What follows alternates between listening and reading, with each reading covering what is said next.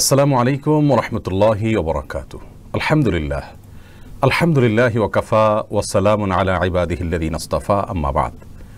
সুপ্রিয় দর্শক শ্রোতা ভাই বোন, কাছে এবং দূরে, দেশে এবং প্রবাসে, যে যেখান থেকে আমাদের সঙ্গে আজকের এই সরাসরি প্রশ্নোত্তরমূলক অনুষ্ঠান শরঈ সমাধানে যোগ দিয়েছেন, আপনাদের সকলকে আন্তরিক অভিনন্দন এবং মোবারকবাদ জানিয়ে শুরু করছি আস-সুন্নাহ ফাউন্ডেশনের স্টুডিও থেকে প্রচারিত সরাসরি প্রশ্নোত্তরমূলক অনুষ্ঠান শরঈ সমাধানের ২৬তম পর্ব।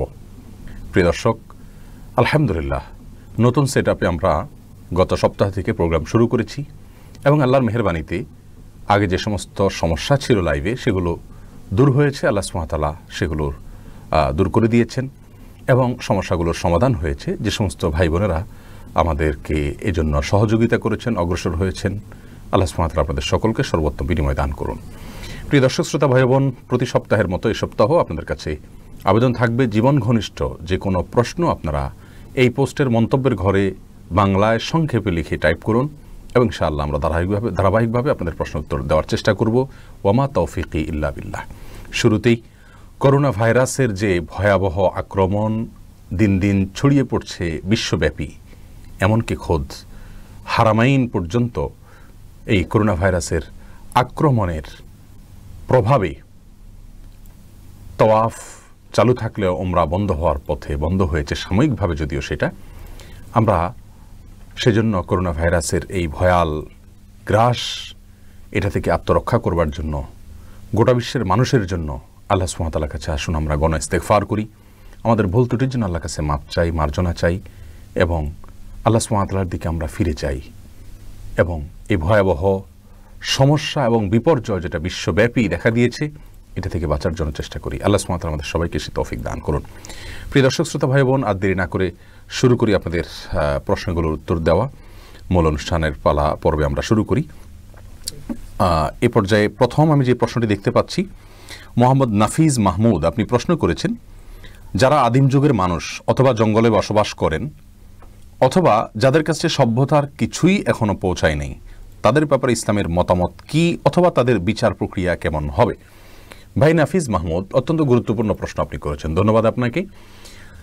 যারা আদিম যুগের মানুষ, জঙ্গলে বসবাস করেন বা সভ্যতার কোনো ছোঁয়া তাদের কাছে যায়নি, আম্বিয়া আলাইহিমুসসালাতু ওয়াসসালামের কোনো দাওয়াত, ইসলামী শরিয়াতের কোনো কিছুই তাদের কাছে পৌঁছায় নাই, এই সমস্ত ব্যক্তিদের হিসাব আল্লাহ সুবহানাহু ওয়া তাআলা কীভাবে নেবেন?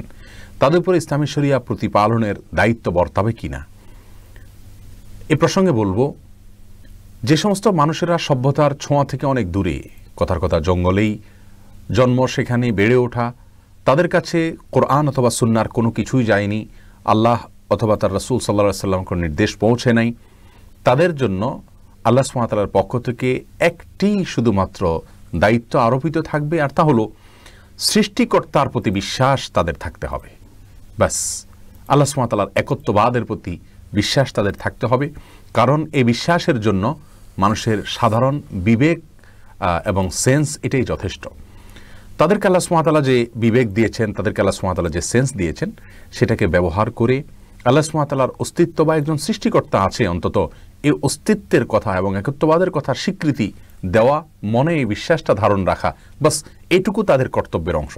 যদি শুধু এটুকু তাদের মধ্যে থেকে থাকে তাহলে তারা নাজাত পেয়ে যাবে ইনশাআল্লাহ বিদিনিল্লাহ। তাদের জন্য সালাত, সিয়াম, অন্য কোনো বিধিবিধান নাই, কারণ তাদের কাছে সে সমস্ত বিধিবিধানের কোনো নির্দেশ এবং নির্দেশনা তাদের কাছে পৌঁছে নেই। এ হলো আদিম যুগের এবং সভ্যতার ছোঁয়া যাদের কাছে পৌঁছায়নি, তার জন্য ইসলামী শরিয়ার দৃষ্টিকোণ। এরপরে দ্বিতীয় প্রশ্ন যেটি দেখতে পাচ্ছি আমি, মোহাম্মদ তোফায়েল আপনি প্রশ্ন করেছেন, আমাদের দেশে অনেক জায়গায় দেখা যায় মসজিদ মাদ্রাসার সভায় অনেক লোক টাকা দেয় এবং সেই লোক কত টাকা দিয়েছে সেটা মাইকে বলা হয়, এরকম টাকা দিয়ে মাইকে বললে টাকাগুলো দান হবে কি না? ভাই তোফায়েল, দানের প্রসঙ্গে আল্লাহ সুবহানাহু ওয়া তাআলা বলেছেন কোরআনে কারীমে, আউযু বিল্লাহি মিনাশ শাইতানির রাজীম, ইন তুবদুস সাদাকাত ফানি'আম্মা হিয়া ওয়া ইন তুখফুহা ওয়া তু'তুহাল ফুকারা ইলা আখিরিল আয়াহ। এই আয়াতে আল্লাহ সুবহানাহু ওয়া তাআলা বলেছেন, যদি তোমরা সদকাকে প্রকাশ্যে দাও সেটা কতই না ভালো, আর যদি গোপনে দাও তাহলে তোমাদের জন্য সেটাও ভালো, বেশি ভালো। আল্লাহ সুবহানাহু ওয়া তাআলা প্রকাশ্যে দানকে ভালো বলে অভিহিত করেছেন। তাহলে কেউ যদি দান প্রকাশ্যে করে মানুষকে জানিয়ে দেয়, আর তার উদ্দেশ্য যদি থাকে আমার এই প্রকাশ্যে দেওয়া দেখে অন্য আরও অনেকেই অংশগ্রহণ করবেন, দিবেন, তাহলে আলহামদুলিল্লাহ এটা খুবই প্রশংসনীয় হবে এটা নিন্দনীয় হবে না। কিন্তু যদি প্রকাশ্যে দানটা করা হয় এই জন্য যে যাতে মানুষ জানে আমি দিছি এবং আমাকে মানুষ বাহবা দিবে, আমি মানুষের কাছে স্বীকৃতি পাবো, আমার একটা অবস্থান থাকবে, আমার দানের কথাটা মানুষ জানবে, এই উদ্দেশ্য যদি জানানো হয় তাহলে সেটা গর্হিত হবে। বলা বাহুল্য আজকাল মাহফিলগুলোর বেশিরভাগই হয়ে থাকে যারা নিজেরা দান করে থাকেন তাদের পক্ষ থেকে যদি প্রচারের কোনো উৎসাহ বা আগ্রহ থাকে তাহলে এই উদ্দেশ্যেই সাধারণত হয়ে থাকে, যেটা গর্হিত এবং জঘন্য। বেরিয়ে আমাদের এখান থেকে বেরিয়ে আসতে হবে, বেরিয়ে আসার চেষ্টা থাকতে হবে। তবে হ্যাঁ, মাহফিল কর্তৃপক্ষ যদি কারোর দানের কথা ঘোষণা করেন যাতে অন্যরা উৎসাহিত হয় তাহলে সেটা নিন্দনীয় হবে না, কিন্তু বিষয়গুলো আসলে শোয়িংয়ের পর্যায়ে চলে যাচ্ছে এবং এখান থেকে আমাদের বেরিয়ে আসার চেষ্টা থাকা উচিত। আল্লাহ তাআলা তৌফিক দান করুক। নবী সাল্লাল্লাহু আলাইহি ওয়াসাল্লাম বেশিরভাগ ক্ষেত্রেই প্রকাশ্যের চাইতে অপ্রকাশ্যে বা গোপনে দানের জন্য উৎসাহিত করেছেন এবং তিনি বলেছেন কিছু ব্যক্তির জন্য অনেক মর্যাদা এবং ফজিলতের কথা। তার ভিতরে একটা হলো যারা বাম হাতে দান করে তার ডান হাত জানে না, অথবা ডান হাত দান করে তার বাম হাত জানে না। এটা প্রশংসনীয় একটি দানের পদ্ধতি এবং সেই পদ্ধতি আমাদের ফলো করা উচিত। আল্লাহ তৌফিক দান করুন। প্রিয় দর্শক, এরপরে আমরা যে প্রশ্নটি দেখতে পাচ্ছি, রাকিব হাসান প্রশ্ন করেছেন সুন্নাত সালাত আদায় না করলে গুনাহ হবে কিনা। আবার আমাদের দেশে সালাতের কিছু বিষয় নিয়ে অনেক মতপার্থক্য দেখা দেয়, এমন কথার মানে কি সালাত থেকে দূরে ঠেলে দেওয়া নয় কি? ভাই রাকিব হাসান, সুন্নাত সালাত আদায় না করলে বড় কোনো গুনাহ হবে না। গুনাহ তো অবশ্যই হবে, গুনাহ শব্দের অর্থ হলো ক্ষতি। সুন্নাত তরক করলে তো ক্ষতি হবেই। নবী সাল্লাল্লাহু আলাইহি সাল্লাম ৫ ওয়াক্ত সালাতের আগে পরে যে সুন্নতে মুআক্কাদাগুলো এগুলোকে খুব গুরুত্বপূর্ণ সালাত হিসেবে আদায় করেছেন। অতএব সেগুলোকে যদি আপনি তরক করি বিনা প্রয়োজন, বিনা কারণে, বিনা ওজরে, তাহলে তো ক্ষতি হবেই, গুনাহ তো হবেই অর্থে। কিন্তু গুনাহ বলতে কবিরা গুনাহ, বড় কোনো পাপ যেটা কারণে শাস্তির সম্মুখীন হইতে হবে, এরকম কোনো গুনাহ হবে না, কারণ এটি ফরজ বা ওয়াজিব নয়। আর ফরজ ওয়াজিব না হলে সেটা তরক করলে বড় কোনো গুনাহ হয় না। বিনা কারণে এটা না ছাড়াই উচিত, মুসলমান সুন্নাহকে তরক না করাই উচিত। কিন্তু যদি কোনো কারণে মাঝে মধ্যে ছাড়ে তাতে কোনো অসুবিধা হবে না ইনশাআল্লাহ বিইذনিল্লাহ। এরপরে প্রশ্ন নিয়াজ মোর্শেদ আপনি করেছেন, জোহরের নামাজে যদি ইমামের পিছনে শেষের 2 রাকাত পায় তাহলে পরে বাকি 2 রাকাত পড়ার সময় কি সূরা ফাতিহার সাথে সূরা মিলাতে হবে? এই বিষয়টি নিয়ে 2 রকমের মত আছে। সূরা মিলানোই সবচেয়ে নিরাপদ এবং আপনার জন্য সবচেয়ে ভালো। বিস্তারিত আমরা বলেছি এর আগে একাধিক ইয়েতে। মাহমুদ হাসান প্রশ্ন করেছেন গর্দান মাসা করা সুন্নত কিনা। অনেক উলামা ইকরাম এটাকে সুন্নাহ বলেন, কিন্তু আসলে বিশুদ্ধ হাদিস দ্বারা গর্দান মাসা করা ওযুর সুন্নাহ হিসাবে প্রমাণিত নয়। শাহরিয়ার ইমন সোহান আপনি জানতে চেয়েছেন কাফের জালেম অত্যাচারের বিরুদ্ধে কতটুকু বললে এটাকে পরনিন্দার অন্তর্ভুক্ত হবে। কাফের জালেম অত্যাচারের বিরুদ্ধে যদি তাদের ব্যক্তিগত কোনো বিষয় নিয়ে আপনি বলেন তাহলে সেটা পরনিন্দা, সেটাকে বলা যায়, কিন্তু সেই পরনিন্দা এটার ইসলামী শরিয়ার দৃষ্টিকোণ থেকে এটা গুনাহ বা হারাম গীবত এর অন্তর্ভুক্ত হবে কিনা। অনেকে বলেছেন হবে না, কারণ হাদিসে নবী সাল্লাল্লাহু আলাইহি ওয়াসাল্লাম বলেছেন যিকরুকা আখাকা মা ইয়াকরাহু। তো মুসলিম ভাইয়ের পেছনে যদি কোনো সমালোচনা করো যেটা তিনি অপছন্দ করেন তাহলে সেটা গীবত হবে। তো যেহেতু অমুসলিম তার পরনিন্দা করলে গীবত হবে না, এটা অনেকে বলেন, কিন্তু সবচেয়ে নিরাপদ এবং ভালো এবং বেশি যৌক্তিক মত হলো যে কোনো কাফের অমুসলিমেরও ব্যক্তিগত ত্রুটি বিচ্ছুতি এগুলো নিয়ে আলোচনা করলে সেটা নিন্দনীয় হবে। তবে তার যেই মন্দ দিকের ক্ষতি অন্যদের মধ্যেও আপনার ছড়িয়ে পড়তে পারে বা অন্যদেরকেও গ্রাস করতে পারে সেগুলো নিয়ে আলোচনা করা এবং তার বিশ্বাসগত ত্রুটি এগুলো নিয়ে আলোচনা করা অন্যদেরকে সাবধান করার জন্য সেগুলো পরনিন্দার অন্তর্ভুক্ত হবে না। আমিয়া শামসুদ্দিন আপনি জানতে চেয়েছেন, আমি একজন ছাত্রী, সেমিস্টার ফি এর সময় আব্বুর কাছ থেকে অনেক সময় বেশি টাকা নিয়েছি আগে, আমার হিসাব নেই কত টাকা নিয়েছি, এখন আমি কি করলে কাফারা আদায় হবে?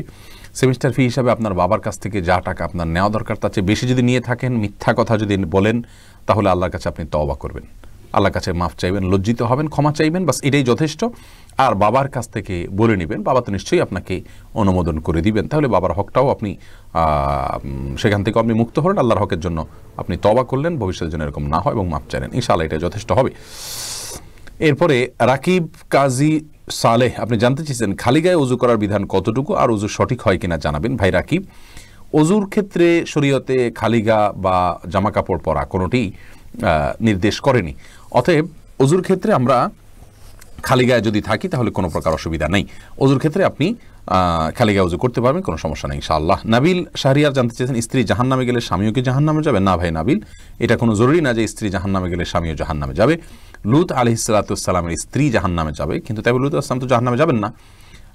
অতএব স্বামী স্ত্রী একে অন্যের জাহান্নামে যাওয়ার উপর অন্য জাহান্নাম নির্ভর নয়, বরং প্রত্যেকের আমল নির্ভর করবে, আমলের উপর নির্ভর করবে তার জান্নাত জাহান্নাম। আল্লাহ সুবহানাহু ওয়া তাআলা বলেছেন লাইসা লিল ইনসানি ইল্লা মা সাআ, মানুষ নিজে যা করে সেটাই সে পাবে, অন্য কি করলো না করলো তাতে তার কিছু আসবেও না যাবেও না। আল্লাহ অন্য আয়াতে বলেছেন লা তাজিরু ওয়াজরাতুন ভিজরা উখরা, একজনের বোঝা পাপের বোঝা অন্যজন বহন করবে না। অর্থাৎ স্ত্রী অন্যায় করলে তিনি জাহান্নামে যাবেন, স্বামী জাহান্নামে যাবেন না, বিষয়টি এরকম না। যার যারটা আমলের কারণে তিনি পুরস্কার বা তিরস্কারের উপযুক্ত হবেন। এরপরে প্রশ্ন করেছেন মাজহারুল ইসলাম, করোনার জন্য কাবায় কেন তওয়াফ করা বন্ধ হলো জানতে চাই। ভাই মাজহারুল ইসলাম, আপনার করোনা ভাইরাসের কারণে কাবার তওয়াফ বন্ধ করা হয়েছে, তার কারণ আমরা জানি যে কাবার চত্বরে মানুষের ভিড় হয়ে থাকে। করোনা ভাইরাস এই ভিড়ে মানুষের মধ্যে ছড়িয়ে পড়তে পারে।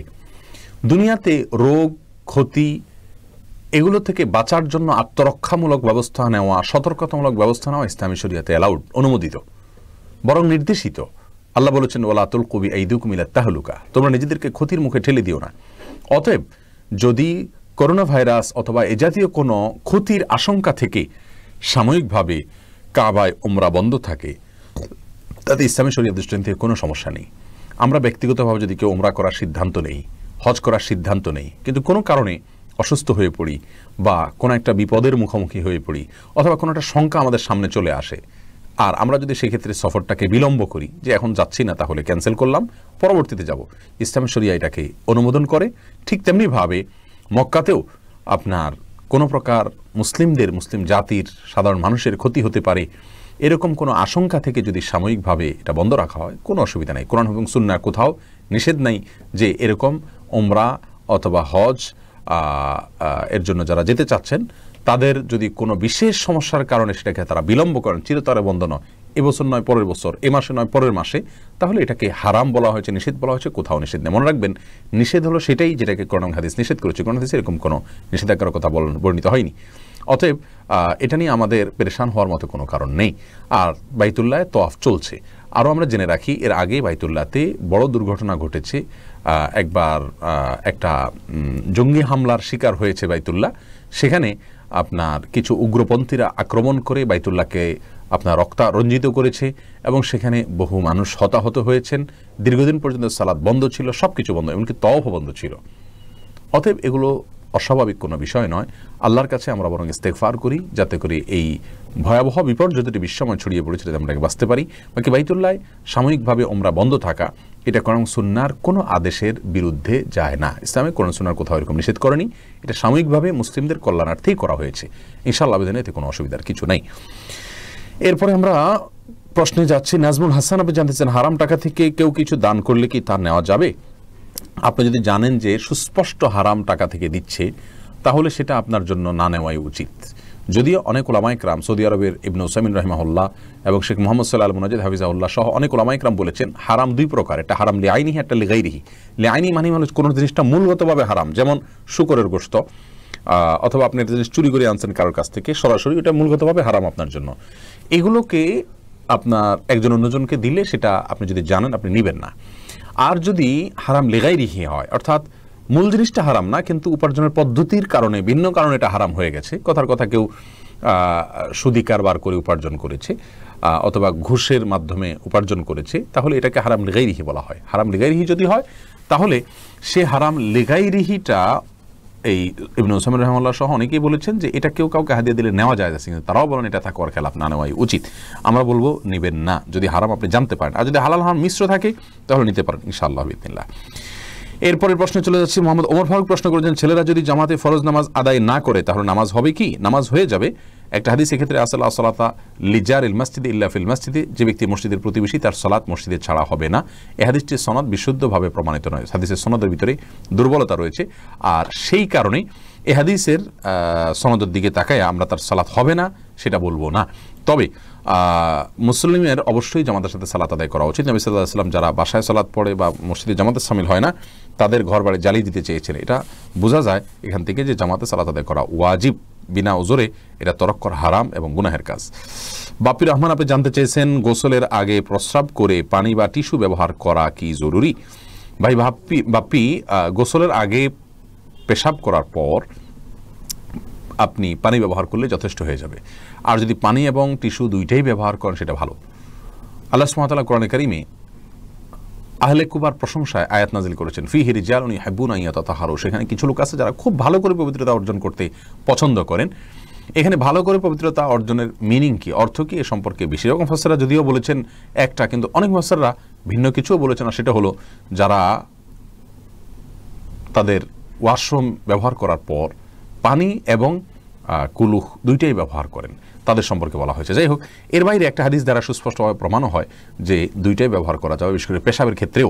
অতএব দুইটা যদি ব্যবহার করেন সেটা আরও ভালো, অসুবিধা নেই, সুন্নাহ দ্বারা প্রমাণিত, এটাকে বেদাত বলার কোনো কারণ নেই। এমনি নয়ন জানতে চেয়েছেন, আমার বাড়ি অমুসলিমদের কাছে কিভাবে ভাড়া দিতে পারবো? বসবাসের জন্য ভাড়া দিতে পারেন, কোনো অসুবিধা নেই। এতে কিছুটা সহায়তা হচ্ছে, কিন্তু এতটুকু সহায়তা অসুবিধা নেই। তাদের অন্যায় কাজে সহায়তা পরোক্ষভাবে হচ্ছে, প্রত্যক্ষভাবে হচ্ছে না, বিধারা জায়েজ আছে ইনশাআল্লাহ। মুসলিমদের কাছে ভাড়া দেওয়া, তাদের সাথে কোনো লেনদেন করা ইসলামী শরীয়তের সঙ্গে নিষিদ্ধ নয়। এরপরে প্রশ্ন দেখতে পাচ্ছি বোরহান বিন হামিদ, আপনি জানতে চেয়েছেন শহীদ মিনার স্মৃতিসৌধ নির্মাণ করার শরীয়ী বিধান কি? ভাই বোরহান, শহীদ মিনার স্মৃতিসৌধ এগুলো নির্মাণ করে সেগুলোতে বিভিন্ন মনীষীদের বিভিন্ন জাতীয় পর্যায়ে যারা অবদান রেখেছেন, জীবন বাজি রেখেছেন, তাদের প্রতি শ্রদ্ধা ভালোবাসা জ্ঞাপন করার জন্য এগুলোকে নির্মাণ করা ইসলামী শরিয়াত দৃষ্টিকোণ থেকে প্রশংসনীয় কোনো কাজ নয়। এই সমস্ত স্মৃতিসৌধ এগুলো প্রাথমিকভাবে মানুষ সেখানে ফুল দেয়, এই ফুল দেওয়াটা একরকম অনর্থক কাজ। এটা সরাসরি শিরক না হলেও শিরকের সাথে সাদৃশ্যপূর্ণ। এরপরে আস্তে আস্তে একটা সময় এটা পূজার মতো পরিবেশে চলে যেতে পারে, যেটা ইসলামী শরীয়ত দৃষ্টিকোণ থেকে নিষিদ্ধ। যে সমস্ত ব্যক্তিরা জাতীয় পর্যায়ে কোনো উপকার আমাদের করেছেন, জীবন বাজি রেখেছেন, তাদের জন্য আমাদের বিভিন্ন উপায়ে তাদেরকে আমরা শ্রদ্ধা জানাতে পারি, তাদের প্রতি আমাদের ভালোবাসা জ্ঞাপন করতে পারি। কিন্তু তাই বলে এই ধরনের কোনো পদ্ধতি অবলম্বন করা অনুচিত ইসলামী শরিয়াত দৃষ্টিকোণ থেকে। লিজা রিফাত, আপনি জানতে চেয়েছেন, আমি যদি 2 রাকাত নামাজ পড়ে স্বামী সন্তান ও আরও রাকাত নামাজ পড়ি তাহলে কি কোনো সমস্যা? আপনার প্রশ্নটি পরিষ্কার হয়নি। আমি যদি 2 রাকাত নামাজ পড়ে স্বামী সন্তান ও আরও 3 রাকাত নামাজ পড়ি, প্রশ্নটি পরিষ্কার হয়নি, দুঃখিত। এরপরে প্রশ্ন দেখতে পাচ্ছি নুসরাত আহমেদ বন্যা, আপনি জানতে চেয়েছেন বাচ্চার আকিকা দেওয়া হয়নি, তৌফিক ছিল না, এখন বয়স 14 মাস, এখন কি দেওয়া যাবে? যাবে। বোন নুসরাত, আকিকা পরবর্তীতেও দেওয়া যায়। অনেক সালাফ বলেছেন আমাদের আকিকা বা আমার দিয়েছেন কিনা জানি না, যদি আমরা জানতাম যে ওনারা দেন নাই তাহলে সেক্ষেত্রে আমরা নিজেদের আকিকা দিতাম। বয়স্ক হওয়ার পর আকিকা দেওয়া যায়, যদিও আকিকার সুন্নাহ সময় হলো 7ম অথবা 14তম বা 21তম দিন, কিন্তু পরবর্তী দিলেও আকিকা আদায় হয়ে যাবে ইনশাআল্লাহু বিইذনিল্লাহ। বোন সুলতানা শাবিহা, আপনি জানতে চেয়েছেন মহামারীতে মারা গেলে কি শহীদের মর্যাদা সম্মান পাবে? করোনা কি মহামারীতে পড়ে? জীবন শাবিহা সুলতানা, করোনা এখন এটা মহামারীর পর্যায়ে চলে গেছে। অতএব মহামারীতে আক্রান্ত হয়ে মারা গেলে শাহাদাতের মর্যাদা পাওয়া যাবে ইনশাআল্লাহ বিইذনিল্লাহ। যদিও এক্ষেত্রে স্পষ্টভাবে হাদিসের যে ভাষ্য, যাদেরকে শহীদ বলা হয়েছে তাদের ভিতরে মাবতুন বলা হয়েছে, পেটের পীড়ায় আক্রান্ত হয়ে মারা যাওয়া অথবা প্লেগ রোগে আক্রান্ত হয়ে মারা যাওয়া, উদ্দেশ্য মহামারীতে আক্রান্ত হয়ে মারা যাওয়া। অতএব মহামারীতে যদি আক্রান্ত হয়ে মারা যায় এবং লোকটা যদি মুসলিম থাকেন, ঈমান নিয়ে শিরক মুক্তভাবে মৃত্যুবরণ করেন, আশা করা যেতে পারে তিনি শাহাদাতের মর্যাদা পাবেন ইনশাআল্লাহ বিইذনিল্লাহ। শেখ জাহিদ নূর সৌরভ, আপনি জানতে চেয়েছেন প্রেম হারাম, এটি আমি জানতাম না, আপনাদের হাদিস শুনে আমি জানতে পারলাম বিয়ের আগে প্রেম হারাম। আমি আমার চাচাতো বোনকে প্রেম করে পালিয়ে বিয়ে করি, আমার বিয়ে কি কবুল হয়েছে? এবং এখনও আমার শ্বশুর বাড়ি থেকে আমার বিয়ে মেনে নেয়নি, তারা বিভিন্ন কৌশল করে আমাকে এবং আমার স্ত্রীকে জেলে পাঠায় এবং আমার স্ত্রীকে হুমকি দেয় আমাকে না ছাড়লে তারা আমাকে আজীবন জেলে খাটাবে। আমার স্ত্রী উপায় না পেয়ে আমাকে মুক্ত করার শর্তে তার বাবার বাড়ি যায় এবং যাওয়ার পর তারা আমার স্ত্রীকে তাবিজ করে, এখন আমার স্ত্রীর সঙ্গে আমার যোগাযোগ বন্ধ। এখন আমার ইসলামিক দৃষ্টিকোণ থেকে কি করার আছে? ভাই শেখ জাহিদ নূর সৌরভ, এরকম পরিস্থিতিতে আপনার জন্য কঠিন একটা পরামর্শ, যেটা মানা আপনার জন্য কঠিন হবে, সেটা হলো আপনি যদি আপনার স্ত্রী আপনাকে ভুলে থাকেন অথবা তাকে তার মা বাবারা বুঝিয়ে ম্যানেজ করতে পারেন, তাহলে আপনি তাকে ভুলে ভিন্ন কোথাও আপনার বিয়ে করার চিন্তা করা উচিত। কারণ মানুষের প্রতি ভালোবাসার মাত্রা এমন হওয়া উচিত নয় যে সে এই ভালোবাসায় আত্মহারা হয়ে যাবে, পাগলপরা হয়ে যাবে এবং তার জীবনের স্বাভাবিক সব কিছু সে ভুলে যাবে, এমনটি হওয়া উচিত নয়। এই জন্য ভাই আমার, আমি আপনাকে উপদেশ দিব, যদি সম্ভব হয় তাকে ভুলে যান। যে জীবন গেছে, ভুল হয়েছে, তার জন্য আল্লাহর কাছে ইস্তেগফার করুন, ক্ষমা চান এবং নতুন করে জীবন শুরু করুন। আর যদি তিনি আপনাকে না ভুলে থাকেন, তাহলে মনে রাখবেন মেয়েদের জন্য অভিভাবকের অনুমতি নিয়ে বিয়ে করা উচিত। যদিও বিষয়টি ওলামা একরামের মতো পার্থক্যপূর্ণ। আপনারা যদি ফিকহে হানাফিকে ফলো করে থাকেন, তাহলে সেক্ষেত্রে আপনাদের বিয়ে হয়নি আমি সেটা বলবো না, বরং বিয়ে হয়ে গেছে বলবো।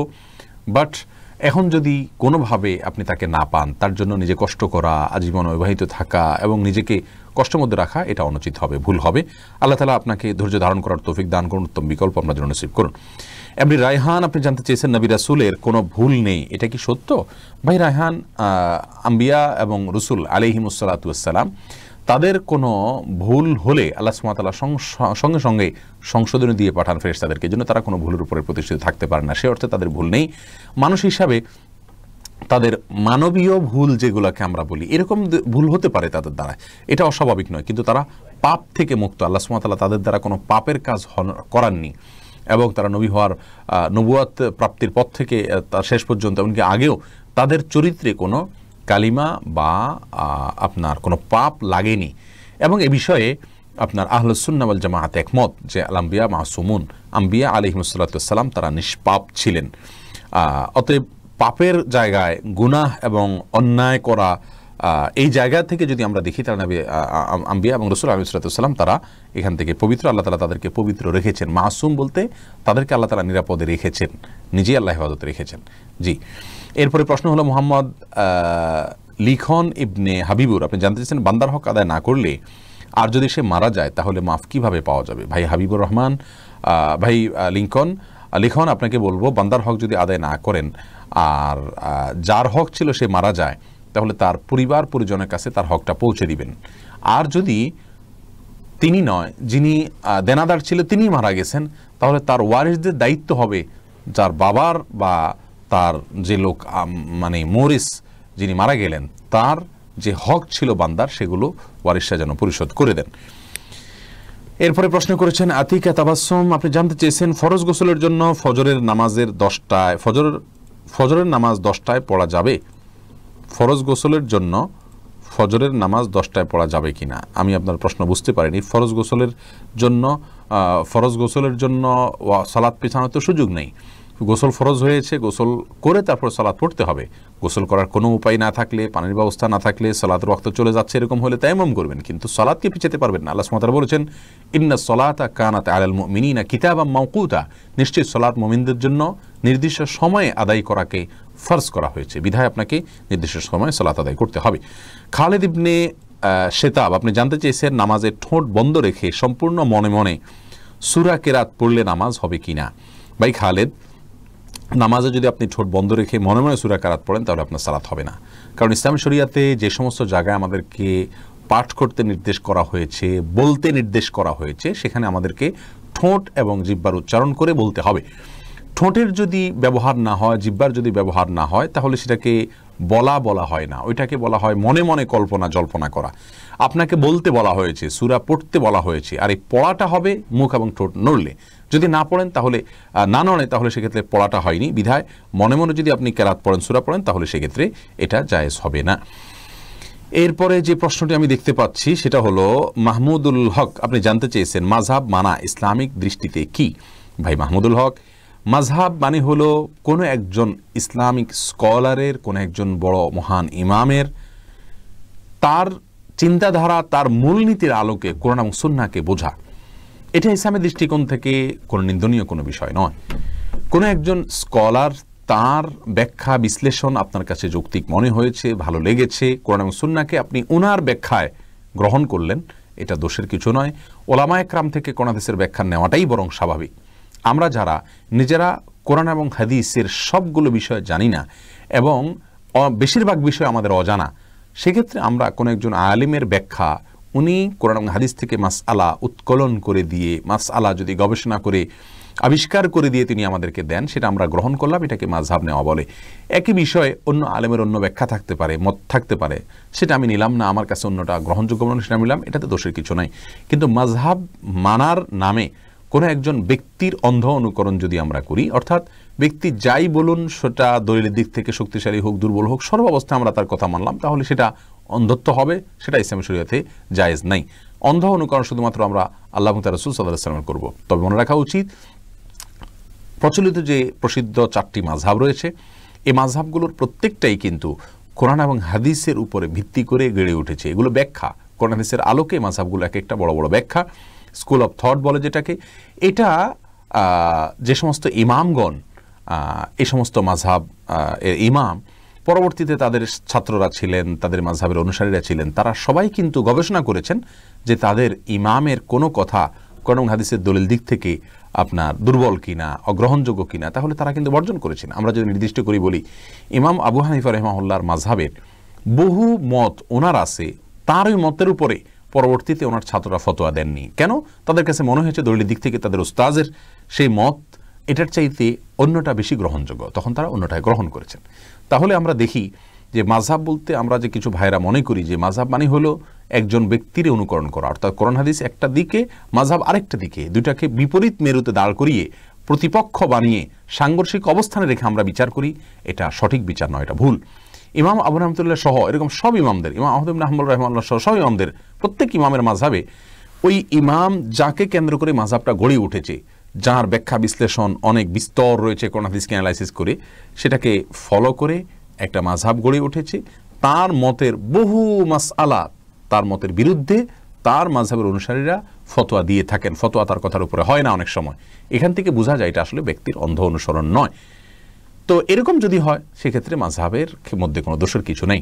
এজন্য সৌদি আরবের শেখ বিন বাজ রাহিমাহুল্লাহ সহ অনেক বড় বড় ইমামগণ নিজেদেরকে বিভিন্ন মাযহাবের দিকে সম্বন্ধ করতেন, এবং ইসলামের ইতিহাসে যে সমস্ত মনীষীদের ইলম ছাড়া আমরা কোরআন হাদিস চর্চা করে পূর্ণাঙ্গভাবে কোনো কিছু জানা প্রায় অলমোস্ট অসম্ভব, এরকম ইমামদের ম্যাক্সিমামই দেখবেন কোনো না কোনো মাযহাবের সাথে নিজেকে সম্বন্ধ করেছেন। কিন্তু মাযহাবের সাথে সম্বন্ধ করা, মাযহাবের পরিচয়ে পরিচিত হওয়া কোনো মাযহাবকে অনুসরণ করা দোষের নয়। তবে হ্যাঁ, অন্ধ অনুসরণ যদি হয় কোন দেশের দলিলের পরেও যদি এড়িয়ে মাযহাবকে রক্ষা করার জন্য ব্যক্তির অনুসরণকে প্রাধান্য দেওয়ার জন্য বসে থাকে, সেটা অবশ্যই নিন্দনীয় হবে এবং প্রশংসনীয় হবে না। জি, এরপরের প্রশ্ন আমরা চলে যাই। তারপরের প্রশ্ন আব্দুল কাইয়ুম বিন খালিল, আপনি জানতে চেয়েছেন জয়ীফ হাদিসের উপর কি আমল করা যাবে? ভাই আব্দুল কাইয়ুম বিন খালিল, আকীদার ক্ষেত্রে হালাল হারামের বিষয়ে জয়ীফ হাদিসের উপর আমল করার কোনো সুযোগ নেই। যদি ফজিলতের বিষয় হয়, যেটা করলে সওয়াব হবে, না করলে কোনো গুনাহ হবে না, এই টাইপের বিষয় হয়, তাহলে সেই ক্ষেত্রে হালাল এবং হারাম নয়, আকীদাগত বিষয় নয়, শুধুমাত্র করলে সওয়াব হবে, না করলে সওয়াব হবে না, এই টাইপের বিষয়, তাহলে এক্ষেত্রে জয়ীফ হাদিসের উপর আমল করা যাবে। এটাই হলো বেশিরভাগ মুহাদ্দিসদের মত এবং এটাই হলো বেশি বিশুদ্ধতম মত। তবে শর্ত হলো তার মূল বিষয়টা কোনো সহি বা বিশুদ্ধ হাদিসের সাথে সাংঘর্ষিক হবে না এবং তার সাথে সামঞ্জস্যপূর্ণ হবে, এবং আরও কিছু শর্ত এই ক্ষেত্রে আরোপ করা হয়েছে। এর ভিত্তিতে জয়ীফ হাদিসের উপরে আমল করা যাবে ফজিলতের ক্ষেত্রে। অবশ্য অনেক মুহাদ্দিস ওলামা একরামগণ এটারও বিরোধিতা করেছেন। তারা বলেছেন জয়ীফ হাদিস হলে তার উপর আমরা আমল করবই না, ওটাকে রাসূল আকরাম সাল্লাল্লাহু আলাইহি ওয়াসাল্লামের হাদিস বলে সম্বোধন করা ঠিক নয়। আসলে হাদিস জয়ীফ হওয়ার অর্থ হলো সেই হাদিসটা রাসূল সাল্লাল্লাহু আলাইহি ওয়াসাল্লামের হাদিস কিনা এটা নিয়ে সন্দেহ দেখা দেওয়া। এটাও আমরা নিশ্চিত বলতে পারি না যে রাসূল সাল্লাল্লাহু আলাইহি ওয়াসাল্লামের হাদিস না। তবে হ্যাঁ, তার হাদিস, এটাকে আমরা জোর গলা বলার বা এটাকে আমরা দাবি করার কোনো নৈতিক অধিকার থাকে না যদি হাদিসটা জয়ীফ হওয়াটা নিশ্চিত হয় এবং প্রমাণিত হয়। তো এই জন্য জয়ীফ হাদিসের বিপরীতে আমরা দেখি অনেক সময় ফজিলতের ক্ষেত্রেও জয়ীফ হাদিস পেশ করা হয়ে থাকে, অথচ একই বিষয়ে সহিহ হাদিস রয়েছে, তাহলে সেক্ষেত্রে আমরা জয়ীফ হাদিসের আশ্রয় নেওয়ার কোনো যৌক্তিকতা থাকতে পারে না। এরপরে প্রশ্ন দেখতে পাচ্ছি নুসাইবা নাওরিন বোন, আপনি জানতে চেয়েছেন মেয়েরা কি নার্সিং করতে পারবে?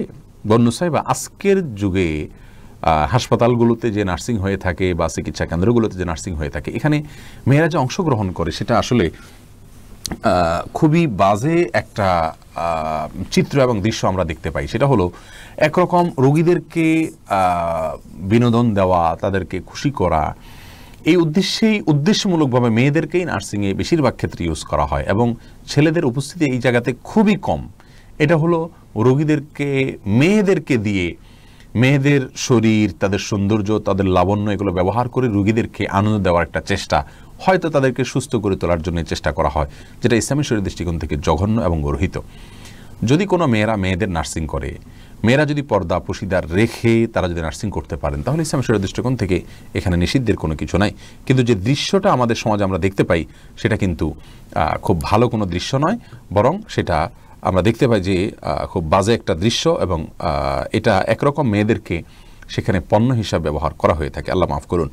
এই জন্য সাধারণভাবে না করা উচিত। তবে হ্যাঁ, শর্ত মেনে পর্দার সাথে তিনি যদি করতে পারেন সেটা ভিন্ন কথা। রানা সিদ্দিক জানতে চেয়েছেন বাজারে ড্রেসিং করা মুরগি খাওয়া যাবে কিনা। ভাই রানা, বাজারে ড্রেসিং করা মুরগি খাওয়া যাবে, তবে না খাইলে ভালো, ঝামেলা মুক্ত। অনেক ওলামা ইকরাম নিষেধ করেন, এই জন্য তারা বলেন যে পানিতে চুবানো হয় ড্রেসিং করার জন্য, সেই পানিটাতে যখন চুবানো হয় নাড়ি বুড়ি যদি ভিতরে থাকে, তাহলে সিদ্ধ গরম পানিতে ওইটা চুবানো হলে ওই নাপাক যেগুলো নাড়ি বুড়িতে আছে, পায়খানা ইত্যাদি, সেগুলো গোশতের সাথে মিশে যেতে পারে, এই জন্য নিষেধ করেন। আসলে এত অল্প সময়ের জন্য যে চুবানো হয় কয়েক সেকেন্ডের জন্য, এত অল্প সময়ের মধ্যে ওই নাপাকই এটা গোশত পর্যন্ত পৌঁছায় না, যার কারণে গোশতের মধ্যে কোনো দুর্গন্ধ আমরা দেখি না, স্বাদটাও নাপাকের আসে না, কোনো আলামতও আসে না, যার কারণে এটাকে আমরা হারাম মনে করি না। তারপরেও যেহেতু আমাদের ইখতিলাফ আছে, মতপার্থক্য আছে, যদি এটা অ্যাভয়েড করা যায়, বিকল্প পন্থা করা যায়, সেটা বেশি ভালো। অর্থাৎ নাড়িবুড়ি ফেলে দিয়ে তারপরে ফ্রেশ পানিতে চুবাই ড্রেসিং করলেন, তাহলে কোনো সমস্যা নেই। গুলশান আশা আপনি জানতে চেয়েছেন নবী সাল্লাল্লাহু আলাইহি সাল্লামকে মৃত বলা কি গুনাহ। বোন গুলশান, রাসূল করিম সাল্লাল্লাহু আলাইহি সাল্লামকে মৃত বলা এটা গুনাহ নয়। আল্লাহ সুবহানাহু ওয়া তাআলা নিজেই বলেছেন ইন্নাকা মাইয়িতুন ওয়া ইন্নাহুম মাইয়িতুন। ইন্নাকা মাইয়িত এর অর্থ হলো হে রাসূল, নিশ্চয়ই আপনি মাইয়িত। মাইয়িত মানে কি? মৃত বা মরণশীল। তো নবী সাল্লাল্লাহু আলাইহি সাল্লামকে আল্লাহ সুবহানাহু ওয়া তাআলা যদি মরণশীল বলতে পারেন, মাইয়িত বলতে পারেন, তো আমরা মৃত বলতে অসুবিধা কোথায়? হ্যাঁ, আম্বিয়া আলাইহিমুস সালাতু ওয়াস সালাম তারা আলমে বারজাখে বিশেষ হায়াত উপভোগ করেন, যেটা একেবারে আমাদের মতো স্বাভাবিক জীবন যাপন করা বা স্বাভাবিক জীবন আপনার কি বলে স্বাভাবিকভাবে আমরা যে জীবনযাপন করি দুনিয়াতে, সেরকম জীবনযাপন না, একটা বিশেষ হায়াত তারা উপভোগ করেন। সেই অর্থে আপনার বলা যেতে পারে তারা একটা বিশেষ হায়াত ভোগ করছেন, কিন্তু মৃত বলা যাবে না, ব্যাপারটি সেরকম না। আল্লাহ নিজেই বলেছেন, তাহলে কেন আপনি বলতে পারবেন না? আর তাছাড়া তারা মৃত্যুবরণ করেছেন, অতএব তাদেরকে মৃত্যুবরণ না করলে আমরা কবরের নিচে কেন রেখে দিলাম? এরপরে প্রশ্ন হলো ফারুক তিতাস, আপনি জানতেছেন মাসনুন দোয়া আয়াতুল কুরসি, তিনকুল ইত্যাদি পাঠ করলে আউযুবিল্লাহি বিসমিল্লাহ না পড়লে গুনাহ হবে কিনা? ভাই ফারুক, মাসনুন দোয়ার শুরুতে আউযুবিল্লাহি বিসমিল্লাহ পড়ার দরকার নেই, কারণ দোয়াগুলোই হলো আল্লাহর জিকির। সরাসরি আউযুবিল্লাহি বিসমিল্লাহ বলার উদ্দেশ্য আল্লাহর জিকির করা। তাছাড়া কোরআন হাদিসে কোথাও আমাদেরকে দোয়াগুলোর আগে বিসমিল্লাহ পড়ার কথা বলা হয়নি, আউযুবিল্লাহর কথা বলা হয়নি। আল্লাহ সুবহানাহু ওয়া তাআলা এরকম নির্দেশ করেন, রাসূল সাল্লাল্লাহু আলাইহি ওয়াসাল্লাম করেননি। কোরআনের ব্যাপারে শুধু বলা হয়েছে, আল্লাহ সুবহানাহু ওয়া তাআলা বলেছেন ওয়াইদা ক্রাআতাল কুরআন ফাস্তাইজ বিল্লাহি মিনাশ শাইতানির রাজিম, যখন কোরআন পড়বে তখন আউযুবিল্লাহি মিনাশ শাইতানির রাজিম পড়ে নেবে। আর নবী সাল্লাল্লাহু আলাইহি সাল্লাম প্রত্যেকটা সূরার আগে বিসমিল্লাহ পড়েছেন, সেই হিসাবে আমরা সূরার আগে যখন পড়বো তখন বিসমিল্লাহ পড়বো, আর তেলাওয়াত যখন শুরু করব প্রথমে তখন আউযুবিল্লাহ পড়বো, এবং সূরা শুরু হলে বিসমিল্লাহও পড়বো। আর যদি সূরা শুরু না হয়, মাঝখানে হয়, তাহলে শুধু আউযুবিল্লাহ পড়বো, যেহেতু শুধু আউযুবিল্লাহ করার নির্দেশ করা হয়েছে। কিন্তু জিকির আজকার শুরুতে আউযুবিল্লাহ বিসমিল্লাহ পড়ার কথা বলা হয়নি, দুরূদের শুরুতে বলা হয়নি, বিধায় আমরা সেগুলো পড়বো না। আর সকাল সন্ধ্যার আজকার যেগুলো পড়বো, সেগুলো যখন শুরুতে পড়বো আয়াতুল কুরসি অথবা তিনকুল, তখন অবশ্যই আমরা আউযুবিল্লাহি বিসমিল্লাহ নিয়ম অনুযায়ী সেখানেও পড়বো, কারণ এগুলো কোরআনের আয়াত, যদিও জিকির হিসাবে পড়া হচ্ছে। এরপরে বোন ইসরাত জাহান, আপনি জানতে চেয়েছেন মেয়েরা কি এসপি হতে পারবে, মানে চাকরি করতে পারবে কিনা? বোন ইসরাত, আমি আপনাকে একাডেমিক কথা বলবো যে পর্দাপোশিদার সাথে মেয়েদের জন্য এসপি হওয়া প্রায় অসম্ভব।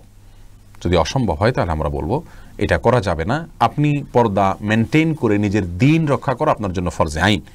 এরপরে আপনি ইসলামের যদি কোনো খেদমত করতে পারেন এসপি হয়ে, তাহলে সেটা হলো সেকেন্ডারি কাজ, কিন্তু আপনার প্রাইমারি কাজ হলো আপনার নিজেকে রক্ষা করতে হবে গুনাহ থেকে। আল্লাহ বলেছেন কু আনফুসাকুম ওয়া আহলিকুম নারা, আগে নিজেকে বাঁচাও জাহান্নাম থেকে, এরপরে পরিবারকে বা অন্যদেরকে।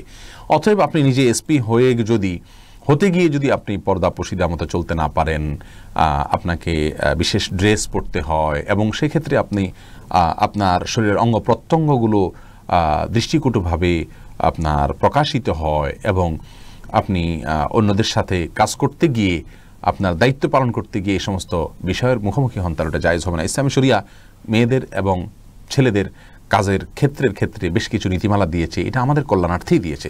প্রিয় দর্শক, এটাকে আজকের বিশ্ব হয়তো মোটেও আমলে নেয় না বা গ্রহণ করে না, কিন্তু আমি একজন মুসলিম হিসাবে আমাকে এগুলো খেয়াল করতে হবে। আল্লাহ তাআলা আমাদেরকে সেই তৌফিক দান করুন।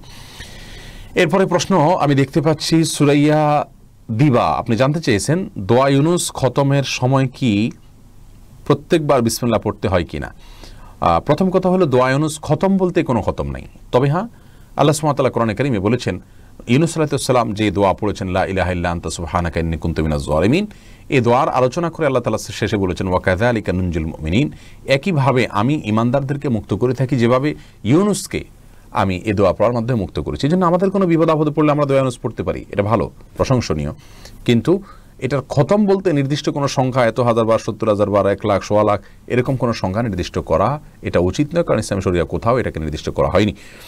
আর দোয়া ইউনূসের আয়াত, এটা যদি দোয়া ইউনূস যদি কোরআন আয়াত, এই জন্য যখন প্রথমবার পড়বেন, প্রথমবার আপনি আউযুবিল্লাহ পড়ে নেবেন, এরপরে যতবার পড়বেন আর আপনার আউযুবিল্লাহ কিছু পড়ার দরকার নেই। ইমরান হক বাপ্পি জানতে চেয়েছেন, বাবা মা যদি দায় রাখতে না দেন তাহলে করণীয় কি? ভাই ইমরান, আমরা বাবা মার কথা শুনবো, অবশ্যই শুনতে হবে। আল্লাহ সুবহানাহু ওয়া তাআলা নিজেই বলেছেন বাবা মার কথা মান্য করতে এবং তাদের প্রতি সদাচরণ করতে। আল্লাহ সুবহানাহু ওয়া তাআলা বলেছেন ওয়া বিল ওয়ালিদাইনি ইহসানা, কিন্তু সে আল্লাহ যিনি নির্দেশ করেছেন তারই রাসূল সাল্লাল্লাহু আলাইহি ওয়াসাল্লাম আমাদেরকে বলেছেন লা তাআতা লি মাখলুকিন ফি মাসিয়াতিল খালিক, বা আমার কথা শুনবো, নির্দেশ মানবো, তবে যতক্ষণ পর্যন্ত তারা আমাদেরকে আল্লাহ এবং তার রাসূলের বিরুদ্ধে যেতে না বলবেন। তারা যদি আল্লাহ এবং তার রাসূলের বিরুদ্ধে যেতে বলেন তখন আর আমরা বাবা মার কথা শুনবো না, কারণ আমাদের সৃষ্টিকর্তা যিনি আমাদেরকে সৃষ্টি করেছেন তার অবদান বাবা মার চাইতে অনেক বেশি। বাবা মা তো আমাদের সৃষ্টিকর্তা নন, বিধায় ইসলামী শরিয়ার সুস্পষ্ট কোনো বিধানের বিরুদ্ধে কোনো অন্যায় করতে যদি বাবা মা নির্দেশ করেন তাহলে সেটা মানা যাবে না। দায়ী যদি বাবা মা রাখতে নিষেধ করেন তাহলে বাবা মার সেই নিষেধকে মানা যাবে না, তবে তাদের সাথে ব্যবহারও খারাপ করা যাবে না।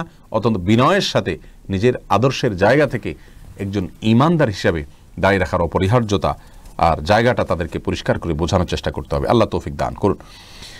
এরপরে প্রশ্ন করছেন বোন মাহবুবা তাজরিন, আপনি জানতে চাইছেন ওষুধ কোম্পানির গিফট নেওয়া জায়েজ আছে কিনা। আমি ডাক্তার। বোন মাহবুবা, খুবই জটিল এই প্রশ্নটি, আমরা এর আগে বারবার উত্তর দিয়েছি। ওষুধ কোম্পানি ডাক্তারদেরকে বিভিন্ন রকমের গিফট দিয়ে থাকেন, এগুলো আসলে উৎকোচ হিসাবে দেওয়া হয়ে থাকে, আমরা জানি।